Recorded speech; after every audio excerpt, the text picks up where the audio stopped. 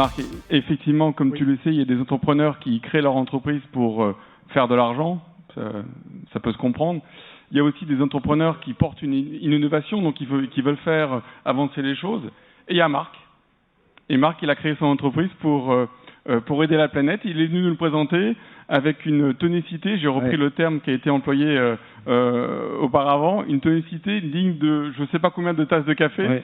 Et effectivement, il a bien vendu son entreprise et nous, on a été conquis par son concept. Et on a dû faire appel à 3 videurs pour le sortir de la salle parce qu'il ne voulait plus partir. Donc ce que tu nous dis, toi, c'est puissant. C'est-à-dire que quand on boit un café, ça, derrière, c'est toute une filière, c'est toute une économie, c'est tout un écosystème. Ouais, ça commence... Près du micro. Ça commence dans les régions tropicales, où on fait pousser des arbres, dont vous aurez d'ailleurs besoin pour l'immobilier.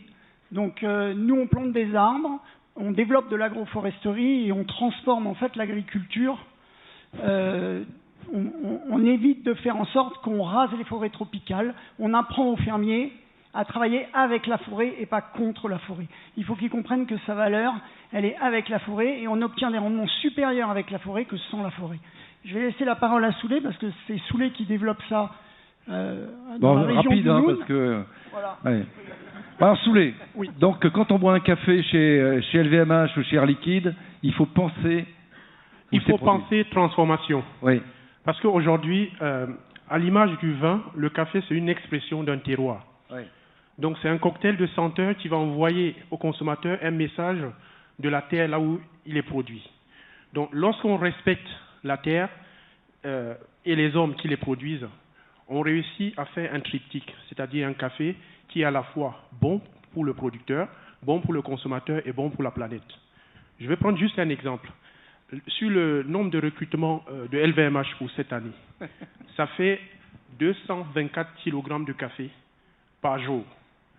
C'est 4 hectares de plantation de café transformés au Cameroun grâce à l'équipe conforme avec chacun son café, nous, la coopérative Terra Noun au Cameroun et l'Arbre.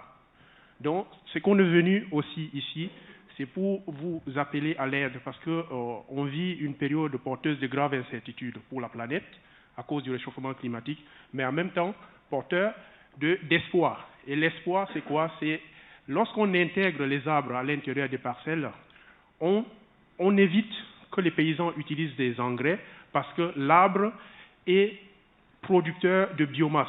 Et lorsqu'on produit de la biomasse, on produit des engrais. Et les engrais, c'est 60% de richesse en plus sur les terres, ce qui permet de ne pas utiliser les engrais, mais aussi d'utiliser le bois pour la construction et donc créer un intermédiaire entre la forêt primaire et la population et du coup protéger la planète, l'environnement et la forêt. On applaudit chacun sa café. Bravo! On va vous aider. Grégory Rouka, il a dit qu'il allait s'engager. Il va partir.